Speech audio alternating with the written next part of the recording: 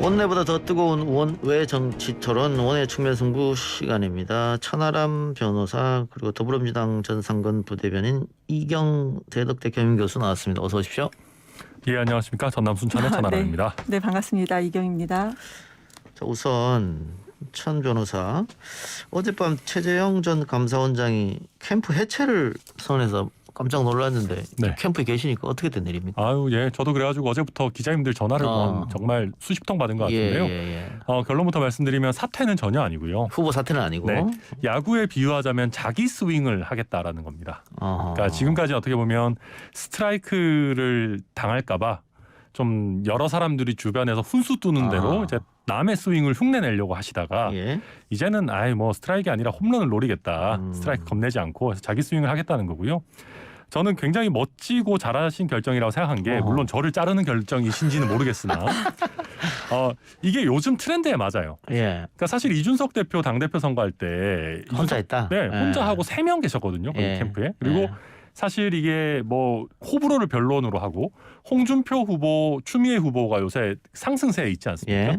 그 두 분의 공통점도 의사결정 구조가 굉장히 간명하죠. 사실 자기들밖에 없으세요. 그렇죠. 단기 필마다 보니까 이슈에 대해서 아주 빨리 캐치해서 바로바로 입장을 내실 수가 있는 게 있어서 저는 최재형 캠프도 기존에는 너무 회의하다가 하루가 다 가는 답도 없는 회의에 이 시간과 에너지를 뺏기는 게 있었는데 그래서 최재형 후보가 이제 그런 부분은 과감하게 생략하고 작고 효율적인 본인이 중심이 되는 캠프로 가겠다. 이런 각오를 밝힌 거라고 보시면 될 것 같습니다. 천 변호사도 나가는 겁니까 캠프에서? 저도 잘 모르겠어요. 후보님 뜻대로 하려고 하고 있습니다. 알겠습니다. 아직 그럼 대기 중. 예, 맞습니다. 자, 그러면은 이것도 한번 물어. 지금 이경 교수님은 열린 캠프 소속 아닙니까? 네, 캠프에서 대변인 하고 있습니다. 대변인. 1차 슈퍼위크 끝나고 일부 언론에서 불안한 과반이라고 쓰고 있던데. 불안한 과반이라는 게 어디 우리 쪽 이재명 후보가 불안하다는 말씀이신가요? 불안한 과반이다. 과반은 과반인데 불안하다. 그러니까요. 지금 여기서 포인트는 일부 언론이라는 거예요. 과반을 넘었는데 왜 불안을 거기다 갖다 붙이냐. 그만큼 이재명 후보가 불안하지, 그러니까 본인들이 상대하기에 버거운 후보다. 라는 것을 좀 강조하기 위해서 그런 것은 아닌가. 그리고 또 좀 짚어봐야 될 게 그 일부 언론이라고 하셨는데요. 그 일부 언론이 어느 일부 언론인가도 한번 저희가 짚어봐야 된다. 근데 그게 어느 언론이다라고까지는 지금 제가 말씀드리지 않겠습니다. 이재명 후보 쪽에 비호의적인 언론이지 않겠느냐 이런 뉘앙스 같네요. 글쎄요. 언론이 호의적이다 비호의적이다라고 제가 말씀드릴 수는 없는 거고요. 어느 언론인지 이거 검색만 하면 바로 나오는 거기 때문에 이거는 금방 알아볼 수 있겠다라고 생각을 합니다. 그리고 그 뒤에 붙어진 글귀들이 그러니까 기사 내용인 거죠. 어떤 내용이 붙어진지는 보시면 아직 알지 않을까. 그 불안한 1위 후보라는 게 어디 있습니까? 알겠습니다. 자, 그리고 오늘 오전에 국민의힘 경선 1차 컷오프 발표가 있었는데 다들 예상한 대로 됐다. 그런 평가가 많은 것 같아요. 저는 사실은 안상수 후보보다는 박진 후보가 올라갈 가능성이 높지 않겠느냐 이렇게 봤어요. 사실 박진 후보가 그 국민 면접 있죠. 그 진중권 교수, 그 김준일 기자 이렇게 오셔가지고 했던 면접에서 사실 되게 잘하셨거든요. 제가 보기에는 아주 잘한 후보 몇을 꼽으라고 해도 들어갈 정도 잘하셨고. 그래서 제가 이거 왜 곰곰이 안상수 후보일까 생각해봤는데 허경영 효과가 아닌가. 그 허경영 후보 만나고 오고 하면 후보 맞죠 그분도. 그러니까 만나고 오고 하면서 한참 이제 언론에서 이슈가 좀 됐었고 또 안상수라는 분이 두 분 계시잖아요. 인천시장한 지금 이 안상수 후보도 계시고 당 대표하고 창원시장 하셨던 또 다른 안상수도 계시다 보니까. 뭔가 이 동명이인으로 인한 인지도 효과까지 보신 게 아닌가 저는 그렇게 추측을 하고 있습니다. 근데 소위 말하는 찌라시에서는 오늘 오전부터 경선 결과 소수점까지 나오던데 다 진실 아닌 거죠? 양쪽 캠프에서 만들어서 돌리고 있는 것 같더라고요. 느낌이. 제 추측입니다만. 어쨌든 공개적으로는 전혀 나오지 않았잖아요. 네, 나오지 않았습니다. 알겠습니다. 일단 1차 컷오프 그리고 2차 컷오프로 이제 향해 갈 테고 내일부터 토론회 시작되니까 많은 분들이 관심을 갖고 있지 않겠나 그런 생각 들고요. 자, 고발 사주 의혹과 관련해 박지원 국정원장 연루설 또 홍준표 의원 개입설까지 윤석열 캠프가 전선을 확대하는 그런 모양새인데 이경 교수는 어떻게 보고 계십니까? 전선 확대라고 말씀을 주셨는데요. 좀 어설프죠. 예. 처음에는 이것이 뭐 여당의 공작인 것처럼 풍기다가 예. 뭔가 밝혀질수록 여당과는 전혀 상관이 없는 모습이 나오니까 결국에는 여당이 아니면은 누구를 내가 잡아야 되나? 그런 면에서 이제 홍준표 이제 상대 경선 후보인 거죠. 후보를 좀 걸고 넘어지는 것 같고, 그리고 박지원 국정원장까지도 지금 뭐 같이 언급을 하면서 물타기 하면서 좀 본질을 흐리는 것이 아니냐라는 생각이 드는 것이고요. 왜 그러냐면은 박지원 국정원장이 뭐 굳이 범여권이라고 굳이 얘기를 하는데 그 전에 민생당이었고, 그리고 그 전에 취임 전에 이제 민생당이었고 국민의당이었고요. 그때 당시 2020년 4월 얘기하는 거 아니겠습니까? 예. 그런데 7월 말에 그 국정원장이 취임되기 전에 민주당과는 총선 때문에 아주 극렬하게 경쟁을 했었던 때입니다. 예. 그리고 지금 박지원 국정원장에 대해서 뭐 정치 구단이다 이제 본인도 자타가 이렇게 얘기를 하고 있는데, 이게 진짜 박지원 국정원장과 홍 후보의 뭐 공작이기 위해서는 1년 반 전에 윤 전 총장이 지금 국민의힘 후보로서 대선 주자에 나갈 것을 이미 예측했어야 합니다. 그 정도로 공작을 할 뿐이 이번에 박지원 국정원장이 이제 연관됐다는 것은 어떻게 알게 됐습니까? 그 제보자 그분께서 사진을 찍고 알게 된 거 아니겠어요? 예. 아니 공작하는 분들이 SNS에 공개 사진 올려가면서 우리 공작한다. 지금 이렇게 된다는 말인데 이게 앞뒤가 전부 다 맞지 예. 않다라고 생각을 합니다. 네. 우선 저는 홍준표 의원 개입설은 좀 섣불렀다고 생각합니다. 예. 물론 명시적으로 홍준표 의원이라고 말하진 않았지만 예. 뭔가 그런 뉘앙스를 많이 풍겼고, 거기에 대해서 홍준표 의원도 강하게 반발하고 예. 있죠. 이거 조금 성급했다고 보고요. 예. 윤석열 후보 캠프가. 두 번째로 박지원 국정원장 연루설 같은 경우는 글쎄요. 뭐 이제 워낙 국정원장 같은 경우는 국내 정치 개입하면 안 된다라는 게 굉장히 엄격하다 보니까 예. 또 이런 어떤 의혹을 살 수 있는 시기에 만났고, 또 그런 부분에 대해서 그 조성은 씨가 뭔가 우리 원장님과 상의한 시기가 아니다 이런 식의 얘기까지 예. 하니까 좀 굉장히 이게 폭발성 있는 이슈로 다가오는 것 같고, 뭐 이거는 좀 더 지켜봐야 된다고 생각합니다. 저도. 근데 그 박지원 원장님께서도 저는 요즘 그 경향신문이랑 경향이랑 같이 이렇게 인터뷰하고 이런 거 보니까 잠자는 호랑이 꼬리를 밟지 마라 막 이러시는데 예. 내가 이제 입 열면 다 뭐 윤석열 후보 큰일 난다 이제 이런 식으로 하시는데, 저는 이거야말로 정치 개입이시니까 이제 아무리 정치 구단이시고 요즘 또 얼마나 몸이 근질근질 하시겠습니까? 예. 이 재밌는 대선판에. 예. 근데 그렇다 하더라도 국정원장을 그만두시는 게 아니라면은 좀 국내 정치에 대해서는 예컨대 나는 조성은 씨와 그 사건에 관해서 얘기를 하지 않았다라는 방어권 행사까지는 가능하지만 그걸 넘어서 내가 입 열면은 다친다 이런 얘기는 안 하시는 게 좋다고 예. 생각합니다. 그 부분에서 제가 좀 짧게 예. 말씀을 드리면요. 우선은 그 박지원 국정원장을 제가 이 자리에서 굳이 옹호하려는 마음은 없습니다. 예. 다만 이제 공작이라는 말이 나왔다는 것은 이제 윤석열 윤석열 전 총장 측에서 나왔던 것이고, 그리고 무슨 뭐 호랑이 뭐 건든다 뭐 이런 얘기가 나왔던 것은 그러니까 제보자를 왜 만났다는 것에서 아마 공작이다라고 파생이 된 거잖아요. 예. 그래서 지금 박지원 원장이 이런 얘기를 했어요. 윤석열이 총장일 때 당신 나 안 만났냐? 우리 그때 만나지 않았냐? 예. 국정원장이 있으면 꼭 국정원 내 사람만 만나야 되냐? 외부 사람도 만날 수 있다. 이런 개념에서 얘기를 했던 거고, 그렇기 때문에 지금 이거 가지고는 굳이 공작이라고 하는 것은 정말 의혹이고 축축이고 억지인 거고요. 이런 부분에 대해서는 특히 이제 선거를 앞두고는 사실관계 있는 팩트를 좀 따라갈 필요가 있는 것인데, 조성은이라는 제보자는 국민의힘 당적을 가진 사람이고 지난 총선 때 미래통합당 선대위 부위원장을 했던 사람입니다. 이것을 제보했던 곳은 이미 뭐 많이 아실 겁니다. 뉴스버스 이진동 기자는 국민의힘 쪽에서 공천을 받아서 출마했던 사람입니다. 그런데 이렇게 또 뭐 손준성 검사도 뭐 굳이 뭐 이따가 뭐 얘기가 나올 수도 있겠지만 윤석열의 어떤 눈과 귀의 역할, 발의 역할을 했던 사람인 거고, 이 손준성 검사가 그리고 국민의힘 김웅 의원에게 파일을 보냈다라는 것까지는 지금 거의 사실화되고 있는 상황인데, 이렇게 팩트를 쫓아야죠. 이 팩트를 쫓으면서 이것이 어떻게 밝혀질 것인가 고민을 해야 되는 거가 맞다. 마지막으로 이것이 다 의혹이다 할 때는 검찰에 이거를 고발을 하는 게 맞는데, 이게 지금 민간인들도 섞여 있거든요. 박지원 국정원장도 대상이긴 하지만, 근데 이거 공수처에다 고발을 했어요. 그런데 다 아시다시피 공수처는요. 지금 판사나 검사, 경무관 이상의 경찰에서만 재판에 그러니까 넘길 수 있는 기소권을 가지고 있는 거예요. 근데 기소권도 없는 공수처에다가 지금 고발을 한다는 것도 지금 좀 뭔가 이상하다라는 생각이 듭니다. 발언하세요. 아유, 너무 많은 말씀을 하셔가지고 제가 이걸 어디서부터 어떻게 반론을 해야 될지 참 그런데요. 저도 뭐 사건 본질을 봐야 된다. 여야 모두가 과도한 프레임 싸움을 하는 거는 저는 좋지 않다라고 생각합니다. 그러니까 뭐 예를 들어서 요새 이제 국민의힘 쪽에서 많이 하는 얘기가 그런 거죠. 그러니까 윤석열 후보가 사실 이 사건에 관여되어 있다라는 증거는 지금까지 한 톨도 나온 건 없습니다. 다 합리적인 의혹이다라고 이제 여당에서 말씀하고 계시는 거고요.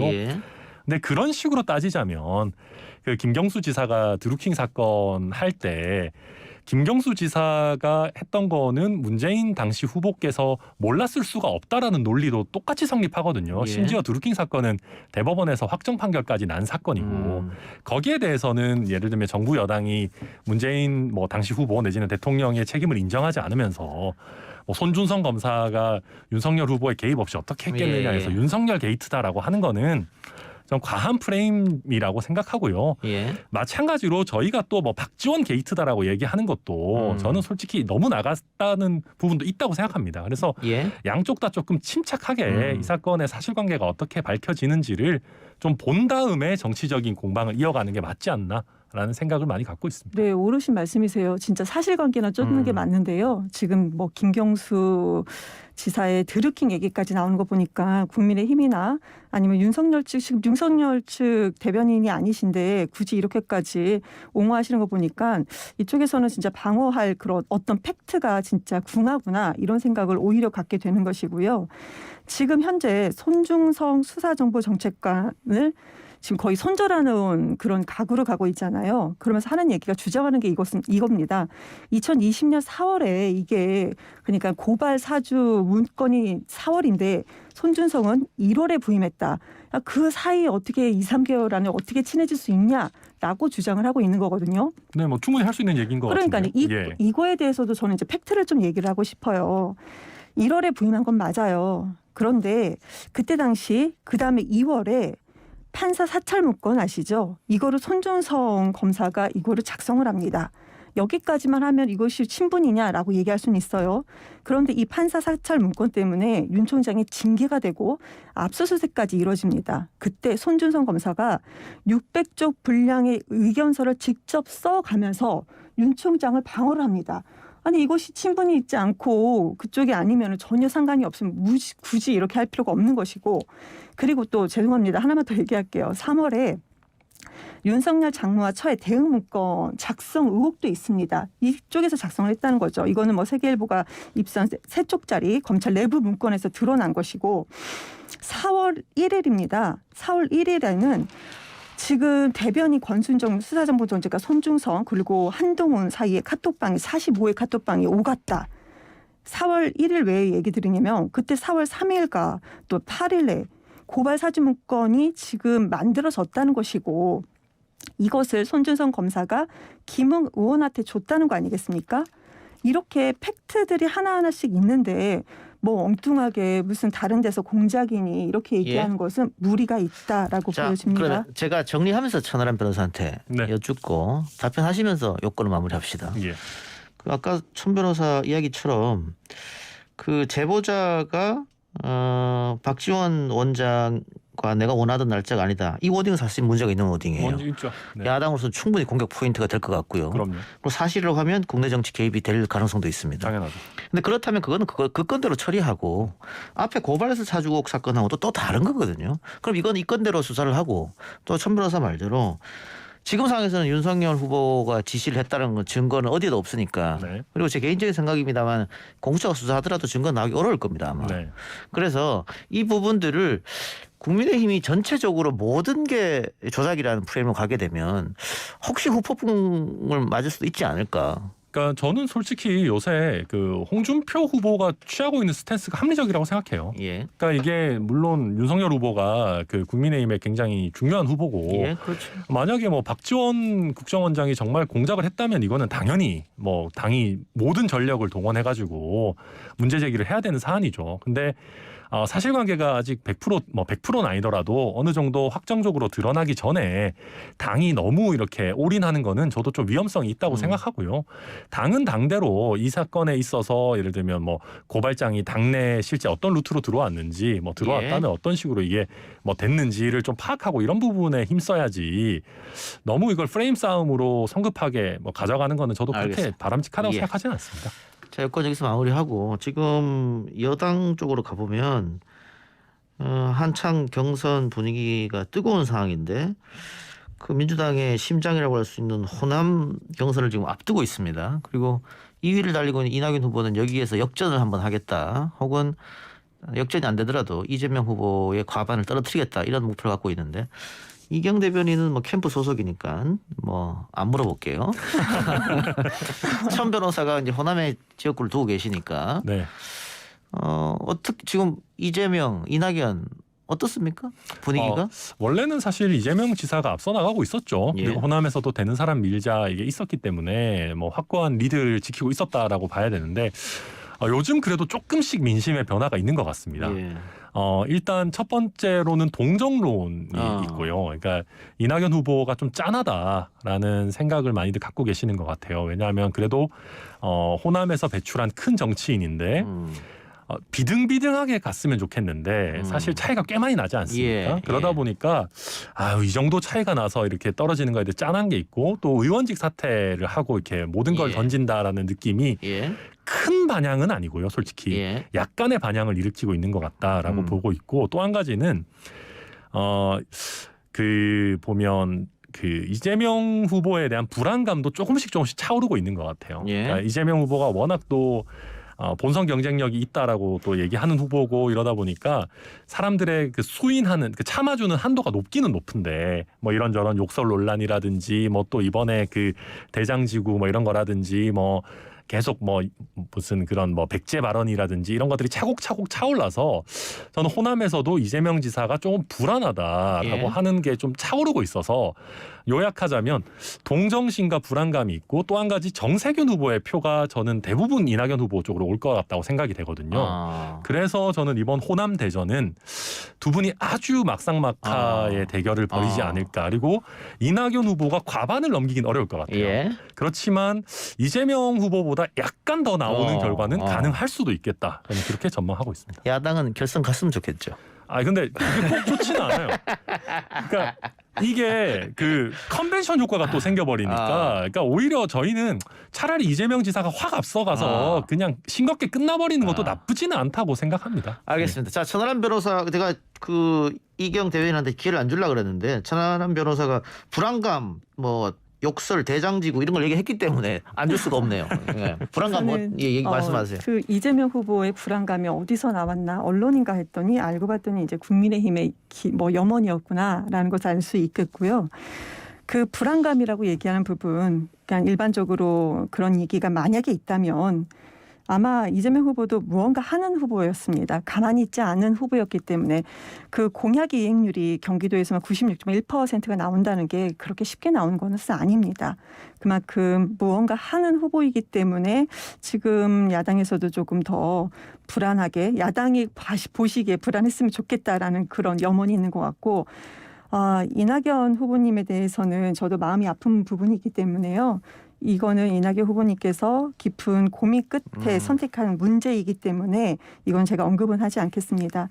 다만 정세균 후보님이 이제 중도에 이제 그만두셨는데요. 경선 과정에서 정세균 후보님께서 가지셨던 득표율이 거의 한 4% 정도 됩니다. 그런데 다 아시겠지만 이재명 후보는 과반이 이상의 지금까지 평균 과반이 이상인 거고 2위인 이낙연 후보님께서는 지금 20% 후반대입니다. 그렇기 때문에 지금 4% 표가 이낙연 후보님 쪽으로 다 가지 않을 텐데 만약에 다 간다 하더라도 이 부분에 대해서는 이제 과반 이상하고는 좀 차이가 그래도 많이 난다라는 점을 말씀드리겠습니다. 그 이낙연 후보 오늘 국회에서 아마 지역구 국회의원 사직이 결정됐을 텐데 이제 그러면은 내년 3월 대통령 선거와 함께 종로 지역 국회의원 선거가 치러집니다. 국민의힘에서 이준석 차출론이 벌써 흘러나오던데요? 네, 엄청나게 많이 나오더라고요. 근데 이제 글쎄요, 아마 이준석 대표 성격에 그걸 하겠습니까만은 뭐 저는 해도 가능하다라고 보고요. 예. 뭐 원내 경험을 좀 쌓아야죠, 이준석 대표도. 예. 근데 뭐 저는 뭐 했으면 좋겠는데 그거는 본인이 판단할 문제고. 그리고 그 부분에 또 아마 눈독을 들이는 다른 분들이 굉장히 많이 계실 거기 때문에 있겠죠, 그거야 뭐. 예, 그렇게 뭐 간단한 문제이겠느냐. 네, 그리고 또 대표 입장에서 대선을 앞두고 본인이 출마하겠다라고 하기도 쉽지 않은 부분일 거예요. 예. 네, 뭐 그러면 더더욱이나 지지층에서 이게 뭐 대선에 최선을 다해야지. 당 대표가 또 본인 선거하러 가냐 이런 또 얘기들이 나올 거기 때문에 예. 저희가 여유 있게 이기는 분위기라면 모를까 막상 막하 분위기라면은 이준석 대표도 쉽지는 않을 겁니다. 근데 뭐 윤희숙 의원 지역구는 역대 선거를 보면 어렵지 않게 국민의힘이 다시 가져올 것 같고 네. 그렇다면 종로에서 이준석 같은 당선 가능성 높은 사람이 나가서 이기면 설사 대통령 선거에 지더라도 네. 두석 갖고 오는 거 아니에요? 그렇긴 하죠. 그렇긴 하죠. 또 그리고 종로는 진짜 알 수 없는 곳이기 때문에 네.